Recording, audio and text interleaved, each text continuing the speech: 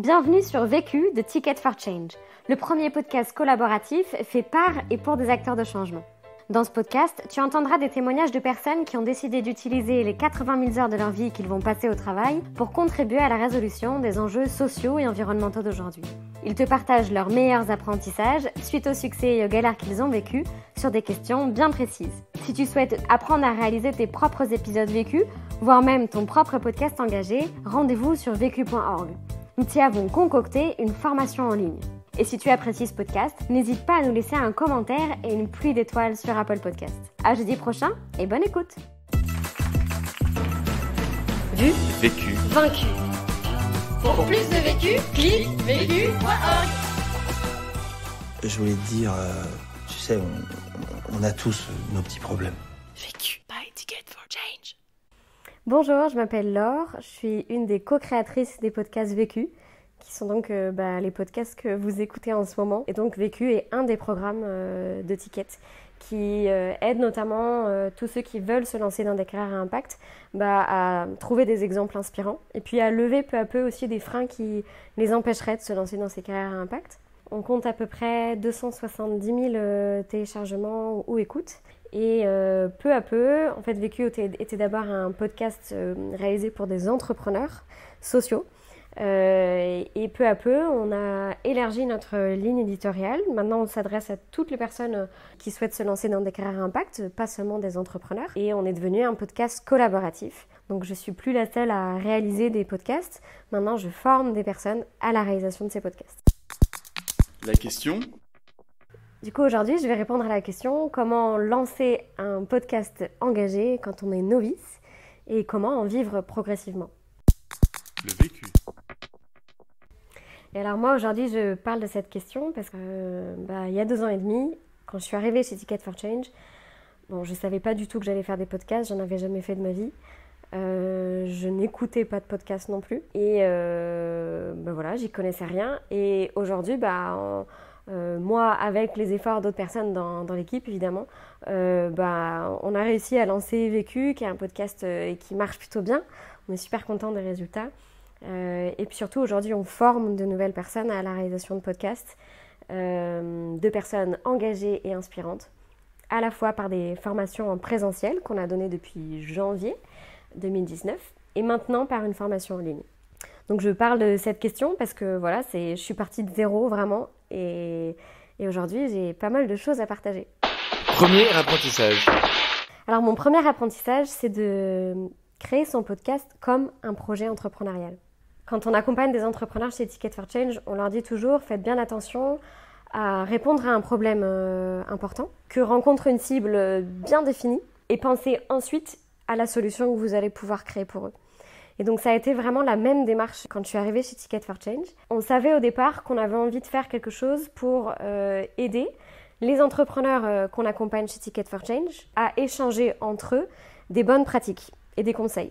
Et donc on avait plein d'enjeux à la fois faire de la qualité, à la fois trouver un modèle économique rapidement, créer une communauté, toucher plein de monde et avoir de l'impact dans ce qu'on faisait. Donc c'est quand même une belle somme d'enjeux différents, donc c'était un énorme challenge. Mais donc très rapidement en fait on s'est focalisé sur cette cible bien spécifique qui sont les entrepreneurs sociaux, qu'on a même resserré ensuite parce qu'on s'est dit les entrepreneurs sociaux qui sont dans les 2 premières années de création de leur entreprise.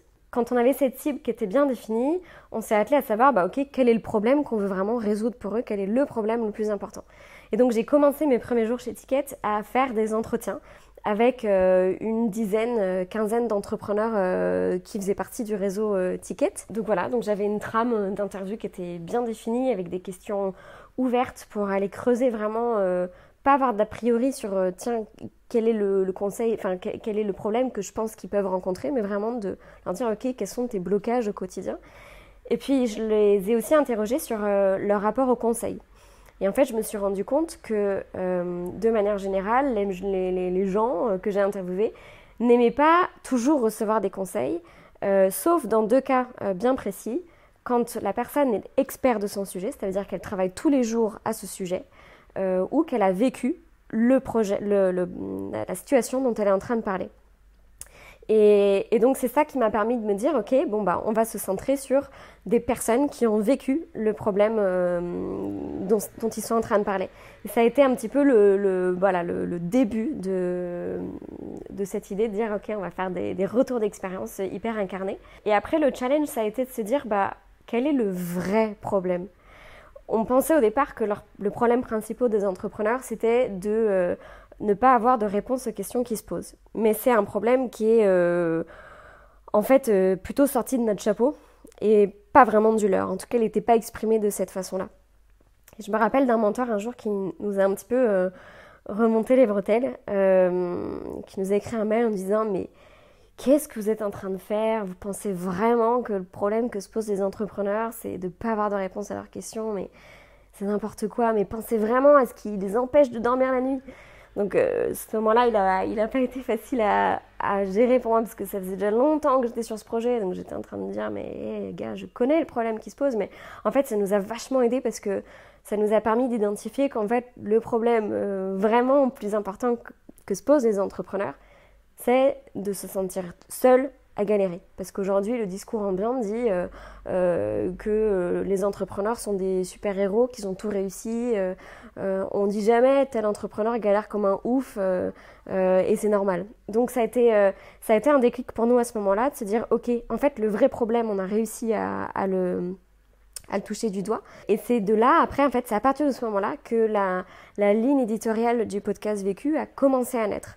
On s'est dit, ok, d'accord, on est sur un podcast qui doit être décomplexant, on est sur un podcast qui doit être extrêmement concret, qui doit être très transparent, pour transmettre un peu ce discours de c'est normal de galérer et c'est pas grave.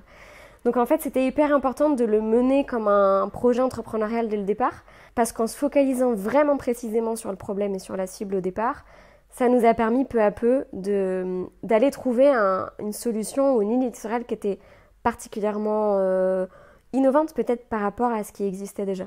L'autre truc important quand on crée un projet d'une façon entrepreneuriale, c'est de ne pas se dire tout de suite « Tiens, je fais un podcast pour faire du podcast ».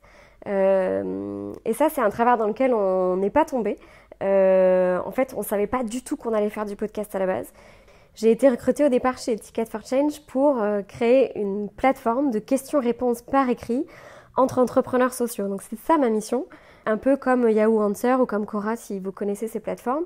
Donc pas du tout du podcast. Et pendant plusieurs mois, j'ai travaillé sur cette solution, je l'ai mis en place, j'ai demandé à plein de personnes de faire des retours par écrit, de réponses à des questions que se posaient des entrepreneurs. J'ai essayé de les relancer. J'en ai dépensé 4 000 € sur une plateforme en marque blanche qu'on a achetée pour pouvoir créer cet outil. Et en fait, au bout d'un moment, un jour, je me prends une grosse claque parce que je demande à un de nos bêta-testeurs, c'est-à-dire les testeurs de la solution, de me faire un retour. Il était super sympa, ça faisait très longtemps qu'il me faisait des retours hyper positifs sur la version écrite de Vécu à la base. Et là, je lui montre en fait, voilà, est-ce que tu as lu cet article ? Est-ce que tu as lu celui-là ? Tu as lu cette réponse ? Puis il me dit oui. J'ai dit, et alors qu'est-ce que tu as retenu ? Je sais pas. En fait, je me rendais compte que ça n'avait aucun impact. Le format écrit marchait pas du tout, ça captait pas du tout son attention.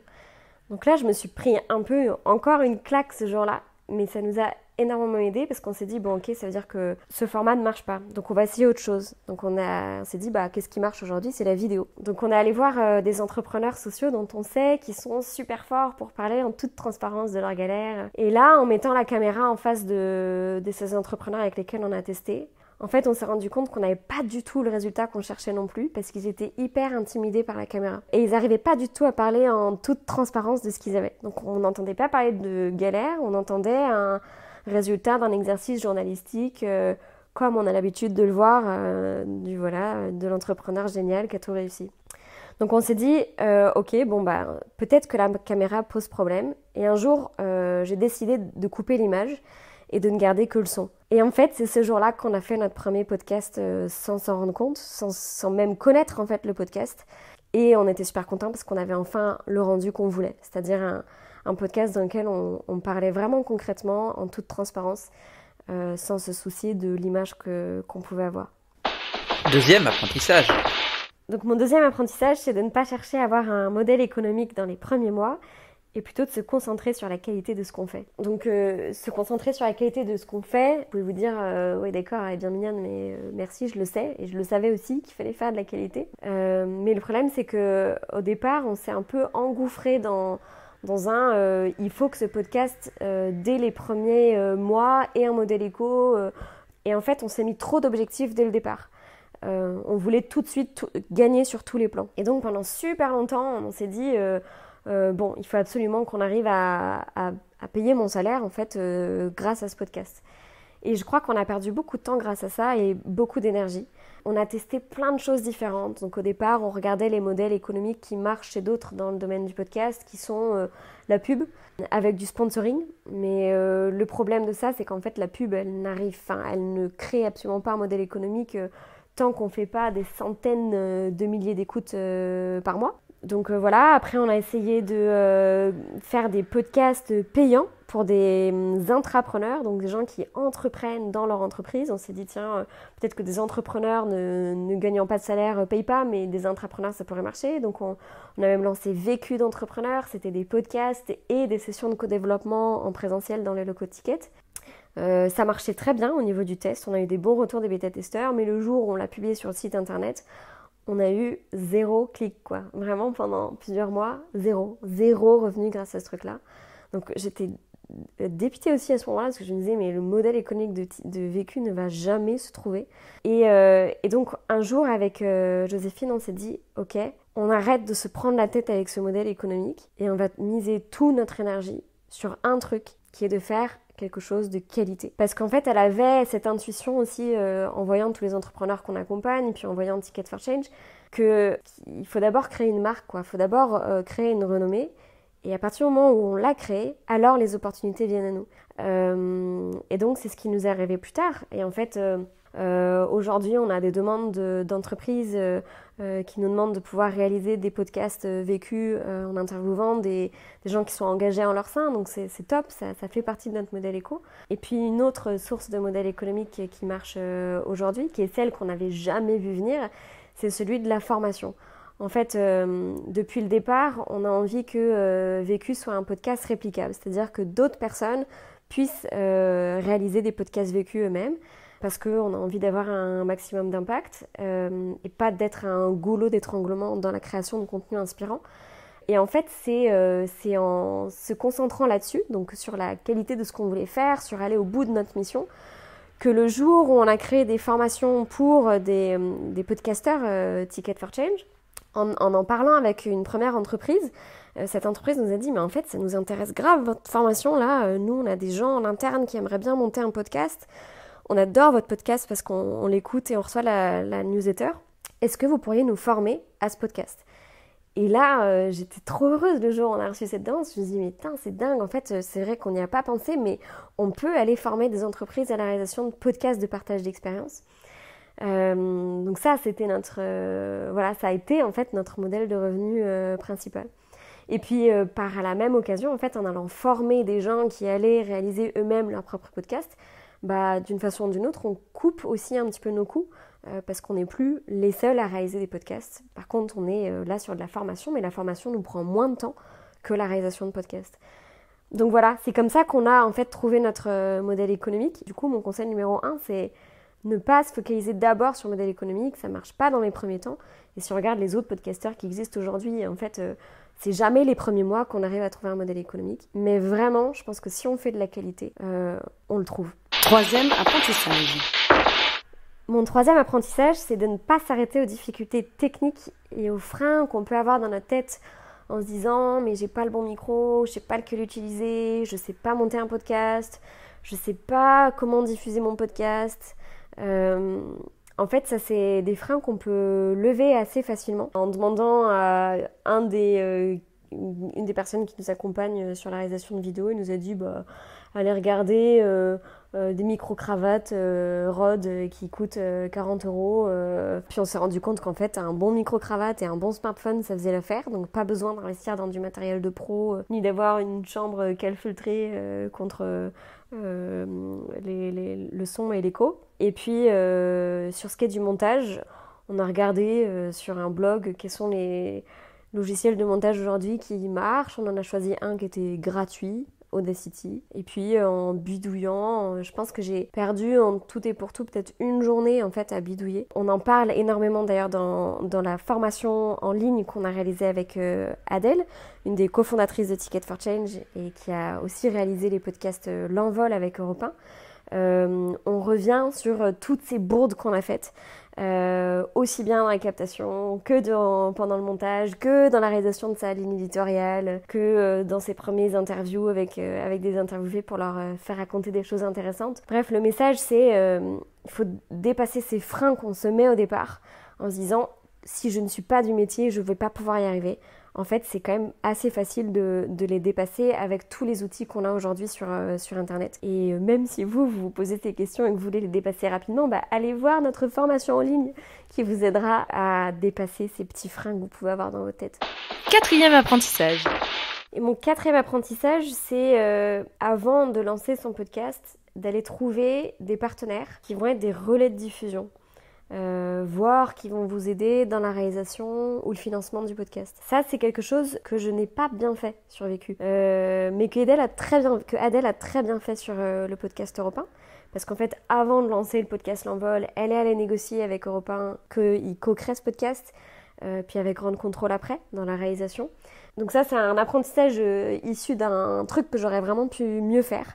Ça a été un vrai coup de chance de pouvoir avoir Nouvelles Écoutes qui nous a aidé au départ à la diffusion de notre podcast, à son lancement. En fait, la veille, on leur écrit parce qu'on a un problème technique à résoudre d'hébergement de notre podcast. Et ils nous répondent en répondant à notre problème technique et en disant « Mais c'est génial votre podcast, est-ce que vous voudriez pas faire partie de notre incubateur Wings, qui est l'incubateur que lance Nouvelles Écoutes tous les ans et qui aide en fait certains podcasts natifs dans leur com et parfois dans leur réalisation. Donc c'était un coup de chance mais incroyable, un alignement des planètes la veille du lancement et ils nous ont énormément aidés en fait au départ en poussant un petit peu notre podcast parmi leur chaîne. Après il y a plein de stratégies qui existent de diffusion pour faire connaître son podcast, mais ça on en parle aussi énormément dans la formation avec Adèle. Et l'autre truc qui est hyper important, c'est de toujours pour réussir à faire connaître son podcast rapidement, c'est de créer une communauté. Et ça pour le coup c'est quelque chose que du coup on a bien fait parce que avant de lancer Vécu, en fait on a fait de nombreux bêta-tests. Donc des bêta-tests, c'est un test de son podcast de quelques épisodes auprès d'une cible assez restreinte de personnes. Donc on a lancé un appel au départ qu'on a diffusé sur le réseau de Ticket for Change en disant voilà, on cherche quelques bêta-testeurs qui vont nous faire des retours pendant 3 semaines sur un podcast par semaine qu'on va leur envoyer. Donc on a reçu 150 adresses mail de gens qui étaient chauds pour le faire. Après c'est bien mais c'est pas énorme non plus, mais c'est pas trop mal. Et ça a fait le socle de notre newsletter.